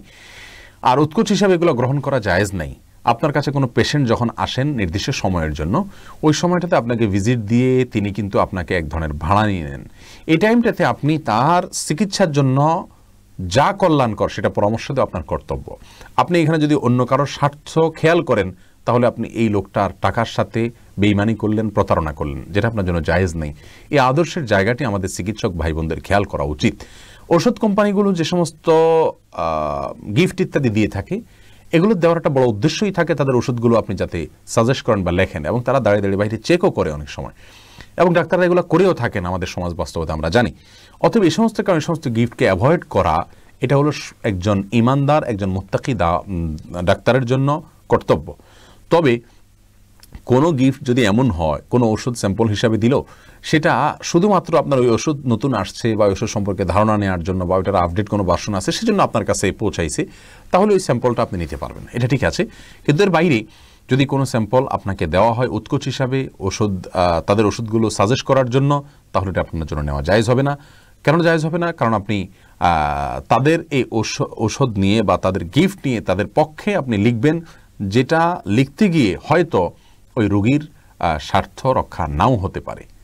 আর যদি বলেন যে রোগীর কোনো ক্ষতি হবে না, রোগীর কোনো স্বার্থ নষ্ট হবে না, তারপরেও আপনাকে ওই সময়টা রোগী আপনাকে টাকা দিয়ে নিয়েছে, এই টাইমটাতে আপনি আরেকজনের কাজ করছেন, ব্যাপারটা এরকম দাঁড়ায়। এই জন্য বিষয়টা আসলে অনৈতিক হয়ে যায়, অন্যায় হয়ে যায়। আল্লাহ তাআলা আমাদেরকে হেফাজত থাকার তৌফিক দান করুন।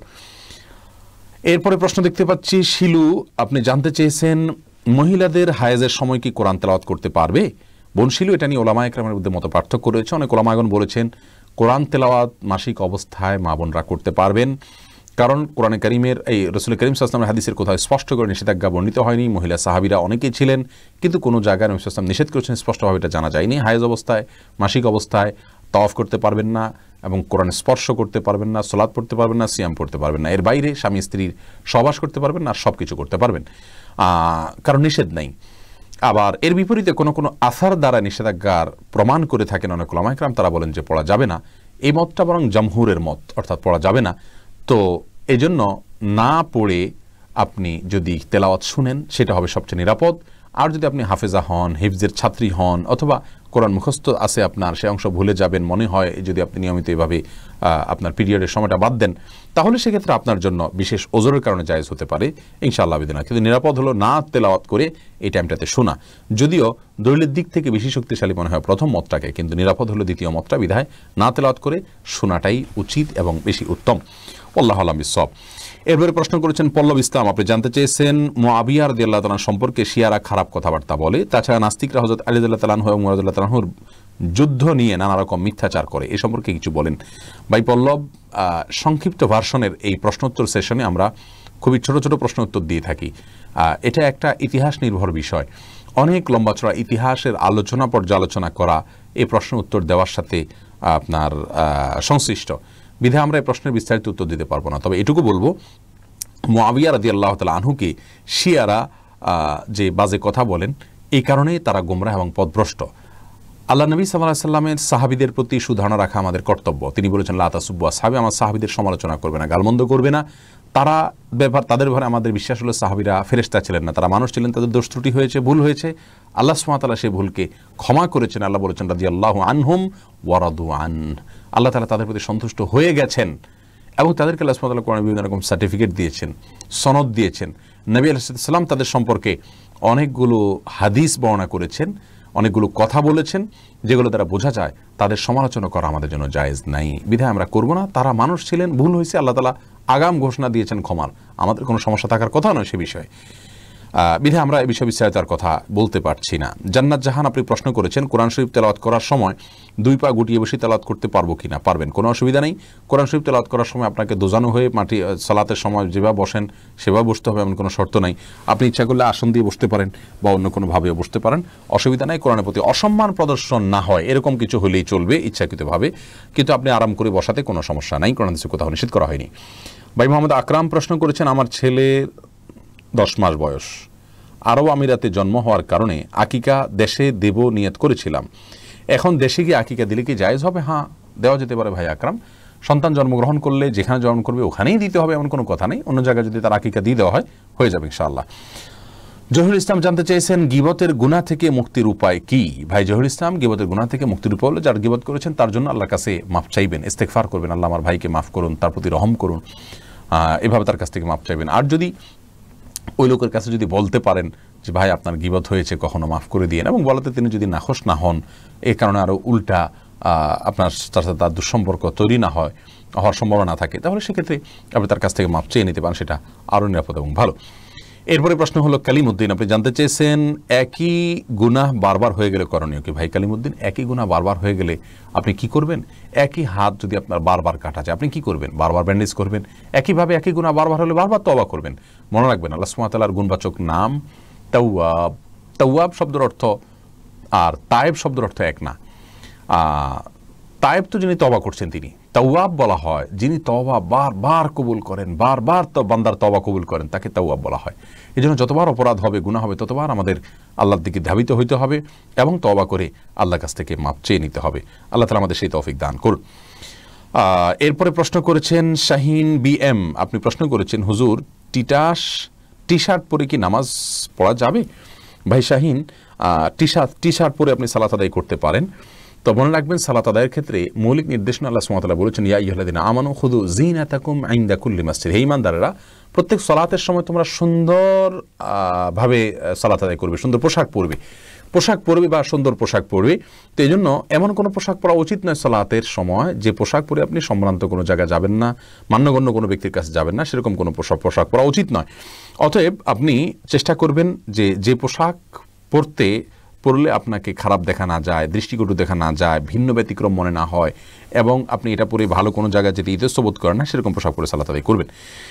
এমডি টুটুল হক, আপনি জানতে চেয়েছেন ইন্না লিল্লাহ কোন সময় বলতে হয়, দয়া করে আলোচনা করলে ভালো হয়। ভাই তুতুল, ইন্না লিল্লাহ পড়ার ক্ষেত্রে ইসলামী শরিয়ার দৃষ্টিকোণ হলো আল্লাহ সুবহানাহু ওয়া তাআলা কোরআনে কারিমে বলেছেন, ওয়াল্লাযীনা ইযা আসাবাতুহুম মুসিবা ক্বালু ইন্না লিল্লাহি ওয়া ইন্না ইলাইহি রাজিউন, অর্থাৎ নেককার ভালো মানুষদের একটা বড় আলামতের জায়গা হলো যে তারা কোনো মুসিবতে পড়লে বলে ইন্না লিল্লাহি ওয়া ইন্না ইলাইহি রাজিউন। অতএব আয়াত থেকে বোঝা গেল যে ইন্না লিল্লাহি ওয়া ইন্না ইলাইহি রাজিউন, এটা আমাদের বিপদে আমরা পড়ব, যখন মুসিবত হবে, কোনো সমস্যা দেখা দিবে আল্লাহ না করুন, ওই সময়টাতে আমরা ইন্না লিল্লাহি ওয়া ইন্না ইলাইহি রাজিউন পড়ব।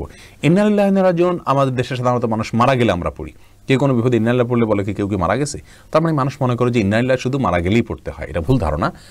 আমরা ইন্না লিল্লাহি ওয়া ইন্না ইলাইহি রাজিউন পড়ব যেই কোনো বিপদ দেখা দিলেই আমরা ইন্না লিল্লাহি পড়তে পারি, এটাই কোরআনের নির্দেশনা যে কোনো মুসিবতে। শাহনাজ হাফেজ, আপনি জানতে চাইছেন ছোট বাচ্চারা বিছানায় পেশাব করলে তা শুকিয়ে গেলেও কি বিছানা অপবিত্র থাকবে? ছোট বাচ্চারা যদি বিছানা পেশাব করে, এক্ষেত্রে মনে রাখতে হবে ছেলে বাচ্চা যদি হয় তাদের পেশাবের ক্ষেত্রে কিছুটা ছাড় রয়েছে। ছেলে বাচ্চা যদি হয় আর সে যদি মায়ের দুধের উপরে সম্পূর্ণ নির্ভরশীল থাকে এবং তার মধ্যে যদি অন্য কোনো কিছু যদি সে না খায়, বাহিরের কোনো কিছু খাদ্য হিসাবে সে গ্রহণ না করে, তাহলে সেক্ষেত্রে এই বাচ্চার পেশাবের উপরে শুধুমাত্র পানি ছেটা দিয়ে দিলে সেটা পাক হয়ে যাবে। আর যদি মেয়ে বাচ্চা হয় তাহলে সেক্ষেত্রে পরিপূর্ণভাবে ধুইতে হবে। এটা হাদিস দ্বারা এই ব্যবধান এবং পার্থক্যটা সুস্পষ্টভাবে প্রমাণিত। এখানে কেউ যদি বলেন যে মেয়েদের পেশাবের ক্ষেত্রে এই তারতম্য কেন করা হয়েছে, মেয়েদের প্রতি বৈষম্য কিনা, আমরা বলবো না। মেয়েদের পেশাব হয়তো তার ভেতরে কোনো এমন কোনো দিক রয়েছে পেশাবের যেটা হয়তো আমরা এখনো জানি না, অথবা বিজ্ঞানী হয়তো জানতে পারেন, যার কারণে এটা ধোয়াটা জরুরি করা হয়েছে। সেটাতে দুর্গন্ধের বিষয় থাকুক অথবা অন্য কোনো ক্ষতিকর কোনো কিছু থাকুক যেটা আমাদের কাছে অজানা, কিন্তু ইসলামী শরিয়াত নির্দেশ করেছে, নিশ্চয়ই এর ভিতরে কোনো না কোনো কল্যাণ আছে। আমরা দেখি ইসলামী শরিয়াত নির্দেশকে পালন এবং মান্য করার ভেতরেই কল্যাণ নিহিত আছে। এরপরে প্রশ্ন আমরা দেখতে পাচ্ছি এমডি আর আরিফিন, আপনি জানতে চেয়েছেন তাসবিহ দিয়ে জিকির করা কি বিদআত? ভাই আরিফিন, এটা অনেক বন্ধুরা আমাদের বলে থাকেন, তাসবিহ গতানুগতিক যে মালা পাওয়া যায় দানার, এটা ব্যবহার করে তাসবিহ পড়াকে বিদআত বলা হয়। কিন্তু আমরা বিনয়ের সঙ্গে এর সঙ্গে দ্বিমত পোষণ করছি। এটাকে আমরা বিদআত বলবো না। কারণ হলো বিদআত বলা হয় কোনো কিছুকে যখন ইসলামের কাজ মনে করে বা সওয়াবের কাজ মনে করে বা সুন্নাহ মনে করে, ইসলামের কোনো নির্দেশ মনে করে করা হয়, অথচ সেটা সেরকম না, এটাকে বিদআত বলা হয়। যেটাকে ফার্সি ভাষায় মুফতি ফয়জুল্লাহ রহমাহুল্লাহ নামে একজন বড় মনীষী ছিলেন চট্টগ্রামে, বেদাহাতের বিরুদ্ধে বড় সোচ্চার একজন মনীষী ছিলেন।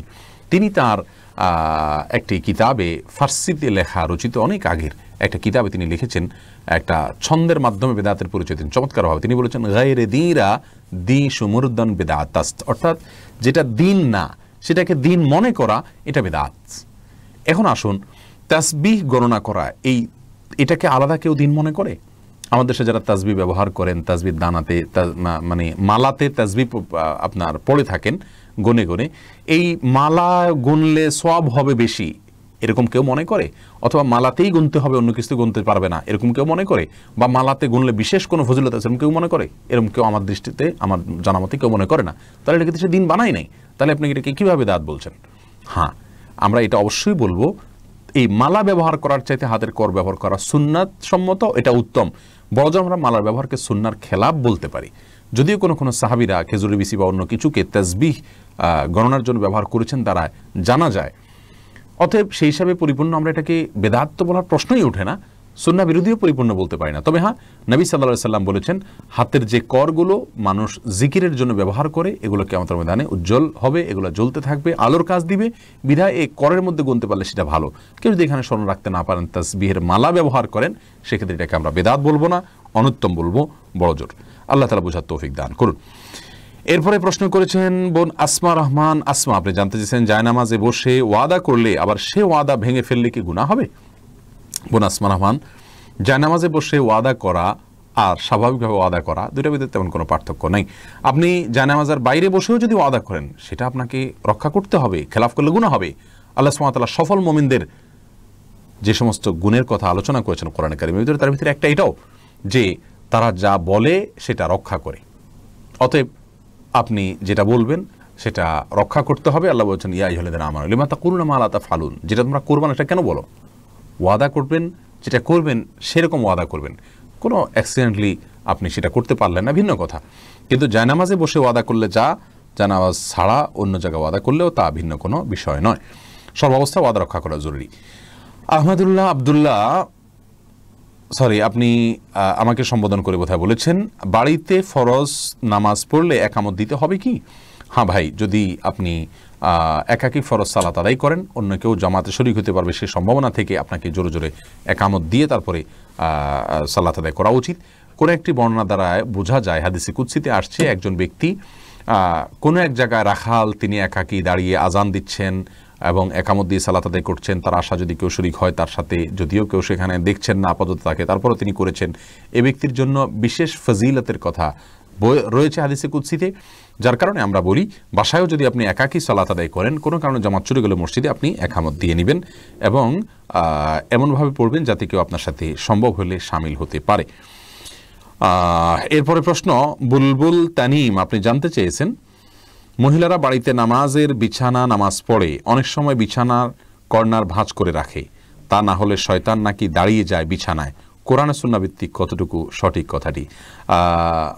ভাই বুলবুল, বাড়িতে নামাজের বিছানা নামাজ পড়ার সময় কর্নার ভাঁজ করে রাখা, শয়তান দাঁড়াবে সেই ভয়ে, এটা কুসংস্কার। এর সাথে ইসলামের শরিয়ার কোনো সম্পর্ক নাই।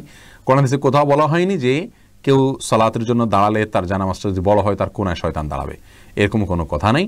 জামাতবদ্ধ সালাতে পুরুষরা যখন পাশাপাশি দাঁড়িয়ে সালাত আদায় করবেন তখন কাতারের মধ্যখানে যদি ফাঁকা থাকে সেখানে শয়তান দাঁড়ায়, এটা হাদিস দ্বারা বোঝা যায়। এজন্য মানে নির্দেশ করা হয় ওয়ালা তাদাউল ফুরুজাত লিশায়াতিন, অর্থাৎ শয়তানের জন্য কোনো মাঝখানে ফাঁকা জায়গা রাখবে না। কিন্তু জায়নামাজের বা মুসাল্লার কোনাকাংশিতে শয়তান দাঁড়ায় এরকম কোনো কথা ইসলামী শরিয়ার কোথাও নাই, কোরআন হাদিসের কোথাও বলা হয়নি, বিধায় এটি ভিত্তিহীন কথা। এরপরে প্রশ্ন করেছেন পেসিমিস্টিক ম্যান, আপনি আইডি থেকে প্রশ্ন করেছেন যে বক্তারা মিথ্যা ও বিভ্রান্তিকর তথ্য দেয় তাদেরকে কি করব? ভাই, যে সমস্ত বক্তারা মিথ্যা এবং বিভ্রান্তিকর তথ্য দেয় আপনাদের দায়িত্ব হবে সে সমস্ত বক্তাদেরকে বর্জন করা। তাদের আলোচনা শুনবেন না, অনলাইনে শুনবেন না, অফলাইনে শুনবেন না, তাদেরকে প্রমোট করবেন না এবং অন্যদেরকে সাবধান করবেন যারা মানুষের দিন এবং ঈমান নিয়ে ছিনিমিনি খেলে, এটাকে পেশা হিসাবে নিয়েছে এবং সময় পাস করে মিথ্যা কথা বলে, প্রতারণা করে, গালমন্দ করে, সমালোচনা করে, উম্মার ভেতরে বিভক্তি ছড়িয়ে এই সমস্ত মানুষদেরকে বর্জন করা আমাদের কর্তব্য এবং তাদের উপরে আমাদের সচেতনতা সৃষ্টি করা কর্তব্য। তো অবশ্যই সেটা করতে গিয়ে যেন আবার আরেক বিভক্তির দুয়ার না খুলি এবং আমরা যেন আবার বাজে কোনো শব্দ, বাজে কোনো বাক্য, বাজে কোনো কথা, উক্তি এগুলো যেন না করি। সোশ্যাল মিডিয়াতে একে অন্যের বিরুদ্ধে আক্রমণ করতে খুব বাজে একটা পরিবেশ অনেক সময় দেখা যায়, সেরকম কেন কিছু যেন না হয় সেদিকে খেয়াল করতে হবে ইনশাআল্লাহ বিদিনিল্লাহ।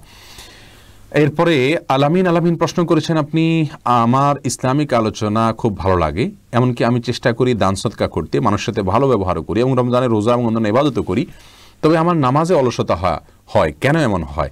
ভাই আলামিন, আপনি সালাতের অলসতা দূর করবার জন্য সালাতের গুরুত্ব সম্পর্কিত বিভিন্ন আলোচনা আছে, এগুলো শুনুন। আমাদের একটা আলোচনা আমাদের ইউটিউব চ্যানেলে আসুন্নাহ ফাউন্ডেশন নামে সেখানে আছে, হয়তো গত 1 মাসের ভিতরে আপলোড হয়েছে, আপনি শুনতে পারেন। আরও বিভিন্ন আলোচনা ওলামা ইকরামে শুনুন, ইনশাআল্লাহ আপনার গুরুত্ব বাড়বে। কোরআন এবং হাদিস থেকে সরাসরি সালাতের গুরুত্বের আয়াত এবং হাদিসগুলো নিজে নিজে সরাসরি পড়ুন, এটা আপনার ভিতরে খুব বেশি প্রভাব ফেলবে ইনশাআল্লাহ। সেই সাথে যারা নেককার, মুত্তাকি, পরহেজগার, আল্লাহর ভয় আছে, হালাল হারাম বেঁচে চলেন এবং নিয়মিত জামাতের সাথে 5 ওয়াক্ত সালাত আদায় করার অভ্যাস আছে, এই সমস্ত মানুষদের সাথে উঠা বসা করুন, তাদেরকে বন্ধু হিসাবে গ্রহণ করুন এবং গুনাহের রাস্তা থেকে সরে আসুন। ইনশাআল্লাহ আপনার ভিতরে যে সমস্যা আপনি দেখছেন এটা দূর হয়ে যাবে। এরপরে প্রশ্ন দেখতে পাচ্ছি আবতাহি এরদোগান, আপনি প্রশ্ন করেছেন ওমরা বন্ধ করা মানে কি কিয়ামত? এটা কি ঠিক? না, এটা ভিত্তিহীন কথা। ওমরা বন্ধ করার সাথে কিয়ামতের কোনো সম্পর্ক নাই। কোরআন সুন্নাহর কোথাও কিয়ামতের আলামত হিসাবে ওমরা বন্ধ হয়ে যাবে এরকম কোনো কথা বলা হয়নি। বিধায় ওমরা বন্ধ হয়ে গেলে কিয়ামত হবে এমন কোনো কথা নাই। ওমরা এর আগে বহুবার বন্ধ হয়েছে। আপনার ইয়ের সময় আপনার বন্যার কারণে ওমরা বন্ধ হয়েছে, এমনটি যেমন ঘটেছে আমরা দেখেছি, তেমনিভাবে ওমরা আমরা দেখেছি যে একবার একটা বিদ্রোহের ঘটনা ঘটেছে, সেখানে অনেক মানুষ হতাহত হয়েছে, এই সময় ওমরা বন্ধ হয়েছিল, সেটা আরও বহু আগের ঘটনা। বিধায় ওমরা বন্ধ হলে কিয়ামত এর আলামত, এটা কোন হাদিসের কোথাও বলা হয়নি, এরকম কথা আমরা ছড়াবো না। আর তাছাড়া ওমরা তো সাময়িকভাবে বন্ধ, বিধায় সাময়িকভাবে বন্ধ হতেই পারে, এটা আমাদের ক্ষতি থেকে বাঁচাবার জন্যই এটা করা হয়েছে, কোনো অসুবিধা ইসলামের শরীয়তের দৃষ্টিকোণ থেকে নাই। কোরআন সুন্নাহর কোথাও এভাবে কোনো নিষেধাজ্ঞা আসেনি। ভালো এবং মন্দ তো কোরআন সুন্নাহ বলবেই। কোরআন সুন্নাহ যেহেতু এটাকে মন্দ হিসাবে কোথাও আখ্যায়িত করেছে বলে কোনো প্রমাণ নাই, তখন আমরা কিসের ভিত্তিতে ধারণা প্রসূত মন্তব্য করি এটা মন্দ হিসাবে? এরপরে মোহাম্মদ এনামুল হাসান প্রশ্ন করেছেন জার্মান ন্যাশনাল ফুটবল টিমের জার্সি পরে সালাত হবে কি না? এখানে লোগো হিসাবে ইগল টাইপ ছবি আছে কিন্তু বোঝা যায় না, শুধু চোখের দাগ আছে। যদি ছবি স্পষ্ট কোনো প্রাণীর ছবি না থাকে, শুধু একটা চোখ থাকে, তাহলে সেক্ষেত্রে সালাত হয়ে যাবে। কিন্তু এই সমস্ত জার্সি পরে সালাত আদায় করা মুমিনের জন্য অনুচিত, এটা মুমিনের কোয়ালিটিফুল সালাত হয় না। প্রিয় দর্শক, আমরা খাবার খাওয়ার সময় ভালো খাবারটা খাওয়ার চেষ্টা করি, কেউ আমরা খারাপ খাবার জেনে শুনে খাই না। সালাত আদায় করতে গেলে আমরা কেন সেটা করব? আল্লাহ সুবহানাহু ওয়া তাআলা বলেছেন, ইয়া আইয়ুহাল্লাযীনা আমানু খুযু যিনাতাকুম ইনদা কুল্লি সালাত, প্রত্যেক সালাতের সময় সুন্দর পোশাক পরো। আপনি এই পোশাক পরে ওখানে যাচ্ছেন, সেখানে কার মার্কেটিং করছেন? ইহুদি খ্রিস্টানদের বিরোধিতা করতে বলা হয়েছে। আপনি নিজে দোয়ায় পড়ছেন সালাতের মধ্যে গায়রিল মাগদুবি আলাইহিম ওয়ালাদ-দাল্লিন, ইহুদি খ্রিস্টানদের পথে যেন না চলি আল্লাহ, আর আপনি গায়ে জার্সি পরে আছেন, ইহুদি খ্রিস্টানদের ব্র্যান্ডিং করছেন, তাদের মার্কেটিং করছেন, তাদের প্রচার করছেন, এবং তাদের এই জার্সি গায়ে পরা তাদের প্রতি ভালোবাসার প্রকাশ। অতএব এগুলো কোনো অবস্থাতে একজন মুসলমানের সঙ্গে যায় না। আদর্শিক জায়গা থেকে আমরা আজ দেউলিয়া হয়ে গেছি, এটা তার প্রমাণ। তবে হ্যাঁ, সালাত হয়ে যাবে যদি সুস্পষ্ট কোনো প্রাণীর ছবি সেখানে না থাকে। এরপরে প্রশ্ন হলো মাহমুদুল হাসান নাহিদ, আপনি প্রশ্ন করেছেন রাস্তা পারাপারের নির্দিষ্ট কোনো দোয়া আছে কি, থাকলে কি? ভাই হাসান, রাস্তা পারাপারের জন্য সুনির্দিষ্ট কোনো দোয়া নেই, তবে রাস্তা পারাপারের সময় এবং রাস্তা চলাচলের সময় রাসূল করিম সাল্লাল্লাহু আলাইহি ওয়াসাল্লাম অনেকগুলো সুন্নাহ আছে। তার মধ্যে একটা হলো সালাম দেওয়া, কষ্টদায়ক কোনো কিছু পড়ে থাকলে সেটা সরিয়ে দেওয়া, এবং রাস্তায় না বসা, না দাঁড়ানো, মানুষের ক্ষতি না করা। রাস্তা পার হওয়ার সময় যদি আপনি ফুট ওভার ব্রিজ থাকে সেটা ব্যবহার না করে নিচ দিয়ে পার হন, তাহলে অন্যের ক্ষতি করলেন আপনি। রাস্তায় বসলে যেরকম ক্ষতি হয়, আপনি রাস্তা দিয়ে হাঁটতে গিয়ে চলন্ত গাড়ি ডিস্টার্ব হয়, সেটাও এক ধরনের ক্ষতি। এই জন্য এভাবে রাস্তা পার হওয়া নিষেধ। আপনি যদি রাস্তা পার হতে গিয়ে কারোর মুখোমুখি হন, তাকে সালাম পেশ করবেন, এটা আপনার জন্য কর্তব্য। সৎ কাজের আদেশ দেওয়ার সুযোগ থাকলে ওই চান্সে আপনি দিবেন, অসৎ কাজ দেখলে সেটাকে বাধা প্রদান করার সুযোগ থাকলে সেটাও আপনি করবেন। এগুলো সব রাস্তা চলাচলের আদব, রাস্তা পার হওয়ার আদব। বিশেষ কোনো নির্দিষ্ট দোয়ার জন্য নির্ধারণ করা হয়নি কোরআন সুন্নাহর কোথাও। আল্লাহু আ'লাম বিস-সাওয়াব। এরপরের প্রশ্ন দেখতে পাচ্ছি বোন ফাতেমা আপনি করেছেন, বিয়ের সময় উকিল বানায়, উকিল ছাড়া নাকি বিয়ে হয় না, আর যারা উকিল নিয়ে বিয়ে করেছেন এখন তাদের কি করা উচিত, বিয়েটা কি হয়েছে? আর বাবাও বলে ডাকে, এ বিষয়ে ইসলামের বিধান কি? দেখুন বোন ফাতেমা, বিষয়ে আমরা বারবার বলেছি, ইসলামী শরিয়াতে বিবাহের জন্য উকিল টুকিলের কোনো কিছু দরকার নেই। এগুলো আমাদের দেশীয় কালচার, এর সাথে ইসলামের কোনো সম্পর্ক নাই। বিবাহ অভিভাবক দিবেন, অভিভাবক থাকতে সেখানে আরেকজন উকালতি করা এটা হাস্যকর, অযৌক্তিক, এবং ইসলামী দৃষ্টিকোণ থেকে এটা অনুমোদিত বিষয় নয়। আবার সেই ব্যক্তিকে বাবা, উকিল বাবা হিসাবে সম্বোধন করে, এটা আরেকটা গর্হিত কাজ। আল্লাহ বলেছেন যে উদউহুম লিআবাইহিম, জন্মদাতা বাবাদেরকে বাবা বলে তোমরা পরিচয় দাও, অন্য কাউকে বাবা বলে পরিচয় দিও না, অন্য কারোর নামে ডেকো না, নিজেদেরকে সম্বন্ধ করো না। অতএব তাদেরকে বাবা বলা এটা আরেকটা গর্হিত কাজ। আবার তাদের সাথে পর্দার বিধান মানা হয় না, লঙ্ঘন করা হয়, সেটা আরেকটা গর্হিত কাজ। বিদেশ সমস্ত গর্হিত কাজ থেকে আমাদের বেঁচে থাকা উচিত। আল্লাহ আমাদের তৌফিক দান করুন। আর যাদের উকিল বাবার মাধ্যমে বিয়ে হয়েছে, তাদের বিয়ে হয়ে গেছে আলহামদুলিল্লাহ, বিয়ে হয়নি আমরা সেটা বলবো না, কিন্তু এটাকে আস্তে আস্তে আমাদের বর্জন করা উচিত, এই কালচারটাকে। এরপরে প্রশ্ন আমি দেখতে পাচ্ছি সাইদ সাকিব আহমেদ, আপনি জানতে চেয়েছেন একজন লেখকের নাম বলবেন যার ইসলামিক বই পড়তে পারি। অনেক লেখকের কথাই আমরা বলতে পারি, এর ভিতরে সর্বপ্রথম এবং সবার আগে বলবো যার কথা, তিনি হলেন আমাদের সকলের প্রিয়, এ যুগের অন্যতম আদর্শ হিসাবে যাকে আমরা মানতে পারি, অন্তত যার দাওয়ার পদ্ধতিকে আমরা মানে দেখে শিখতে পারি, তিনি ছিলেন ডক্টর খন্দকার আব্দুল্লাহ জাহাঙ্গীর রহমাহুল্লাহ। স্যার রহমাহুল্লাহর বইগুলো, শাইখের বইগুলো আপনারা কিনে পড়তে পারেন, আসুন্নাহ পাবলিকেশনস থেকে প্রকাশিত হয়, এবং সেগুলোর জন্য আমাদের পেজ থেকেও আপনারা সহায়তা নিতে পারেন, আমরাও আপনাদের হেল্প করতে পারি স্যার রহমাহুল্লাহর বইগুলো পাওয়ার ব্যাপারে। এর বাইরে বর্তমান যুগে তরুণদের মধ্যে ঈমানকে জাগ্রত করবার জন্য আমাদের প্রিয় স্নেহভাজন আরিফ আজাদ সহ আরও বিভিন্ন ভাইদের বইগুলো আছে, ডক্টর শামসুল আরফিন সহ আরও অনেকের বই আছে, যে বইগুলো আমরা পড়তে পারি নিয়মিতভাবে, সেগুলো আমাদের ঈমানের খোরাক যোগাবে ইনশাআল্লাহ বিইذনিল্লাহ। আল্লাহ তাআলা আমাদের সবাইকে ঈমানকে জাগ্রত করার তৌফিক দান করুন। এরপরে জেহাদি নারী আইডি থেকে প্রশ্ন করেছেন, পর্দার ব্যাপারে পুরুষ এবং মহিলাদের কিছু উপদেশ দিলে উপকৃত হব। দেখুন বোন, পর্দার বিধানটি মানা ফার্জ। আজকের পৃথিবীতে যে বিপর্যয় আমরা দেখতে পাচ্ছি, এই বিপর্যয়ের পেছনে একটা বড় কারণ এটাও হওয়ার সম্ভাবনা খুব বেশি যে আমরা পর্দার বিধানকে লঙ্ঘন করে চলেছি এবং অবলীলায় সেটাকে লঙ্ঘন করে চলেছি।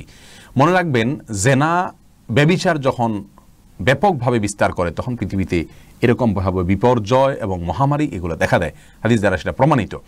তো অতএব পর্দার বিধানের দিকে আমাদের ফিরে আসা উচিত, অন্তত এই মহামারী দেখার পরেও হলেও আমাদের ফিরে আসা উচিত, এবং পুরুষদের জন্য মেয়েদের দিকে তাকানো বন্ধ করা আগে উচিত, এবং সেই সাথে মেয়েরাও পর্দার সাথে চলা উচিত। তাদেরকে দেখে অন্যরা বাজে চিন্তা করার জন্য সুযোগ না পায়, সেইভাবে চলা তাদের নৈতিক দায়িত্ব, এটা তাদের দায়িত্ববোধের জায়গা থেকে করা উচিত। আচ্ছা, ছাড়া ইসলাম শরীয়তের দৃষ্টিকোণ থেকে এটা তাদের জন্য জরুরি এবং কর্তব্য। এরপরে প্রশ্ন মোহাম্মদ আদনান ইলাহি করেছেন, পুরুষের টাকনুর নিচে প্যান্ট পরা নিষেধ, কিন্তু হাই নেক বুট জুতার ক্ষেত্রে বিধান কি? জুতা পরা যাবে, কোনো অসুবিধা নেই। রাশেদ খান প্রশ্ন করেছেন, জীবনে অনেক রাকাত নামাজ কাজা করেছি, সেটা আমি কিভাবে আদায় করতে পারি? আমরা এই বিষয়ে অন্য একাধিক পর্বে বলেছি, আরও বলবো ইনশাআল্লাহ। আপনি যতগুলো ওয়াক্ত আপনার মনে পড়ে সেগুলোকে আনুমানিক একটা হিসাব করে কাউন্ট করে আপনি শুরু করে দিবেন কাজা করার। যদিও অনেকেই ওমরি কাজা এর নামটার বিরোধিতা করেন, কিন্তু সালাত ছুটে গেলে পড়তে হবে, এটা হলো মূল বিধান। যদি এটা নিয়ে আমাদের মতো পার্থক্য আছে, আমরা কথা বলবো ইনশাআল্লাহ অন্য কোনো পর্বে বিস্তারিত। আলমগীর হোসেন প্রশ্ন করেছেন, গণতন্ত্র কি, তা মানা যাবে? অনেক লম্বা প্রশ্ন করেছেন, সময় সাপেক্ষ ব্যাপার উত্তর দেওয়া। রাকিব মিজি সালাহ আপনি জানতে চেয়েছেন, হুজুর আজান এবং আজানের আগে দুরুদ পড়া কতটুকু হাদিস সম্মত? আজানের আগে দুরুদ হাদিস দ্বারা প্রমাণিত, তবে আজানের পরে দুরুদ পড়াটা বিশুদ্ধ হাদিস দ্বারা প্রমাণিত। আজানের জবাব যখন আমরা দেব এবং এরপরে যখন আমরা দোয়া পড়ব, আল্লাহুম্মা রাব্বা হাযিহিদ দাওয়াতি তাম্মা, শেষ পর্যন্ত দোয়া, এরপরে দুরুদ পড়া, এটা হাদিস দ্বারা প্রমাণিত। এর পরে বা আগে, মানে আজানের পরে। এমনি দুর্জয় জানতে চেয়েছেন, আমার প্রশ্ন, অপুত্রক ব্যক্তির সম্পত্তি ভাগকে মৃত বোনের সন্তানরা পাবে?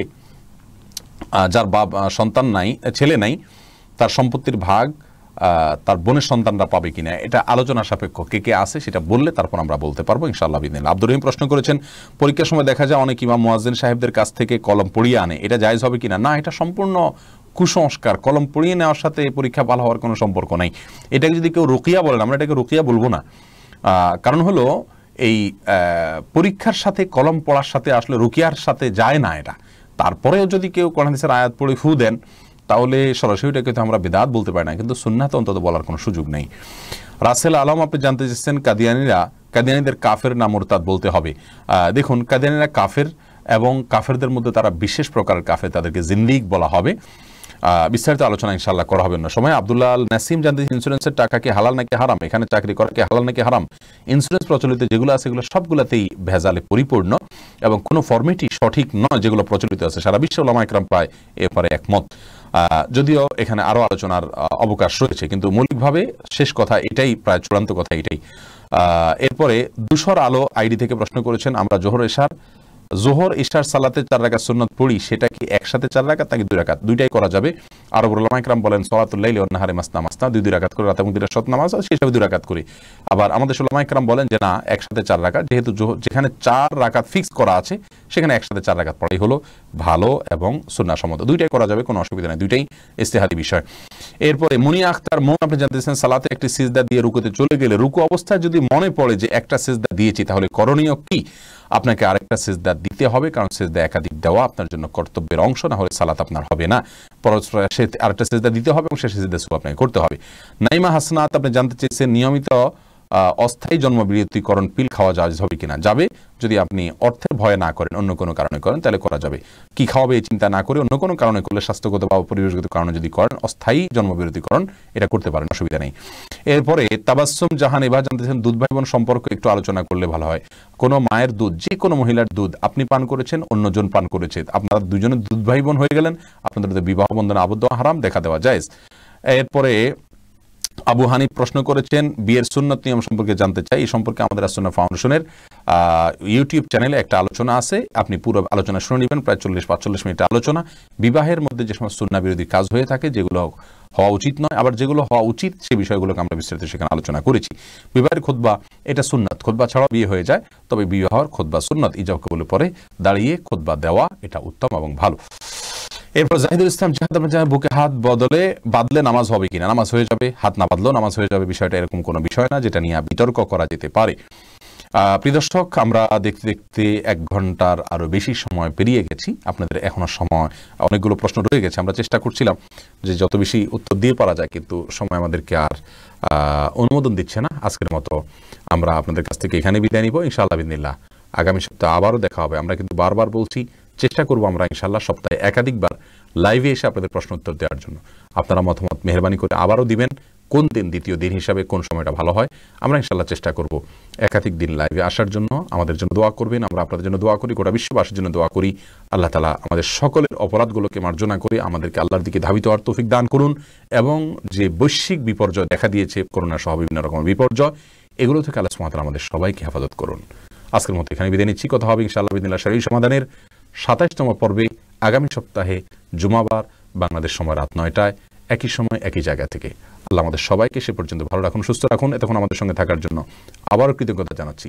আসসালামু আলাইকুম ওয়া রাহমাতুল্লাহি ওয়া বারাকাতুহু।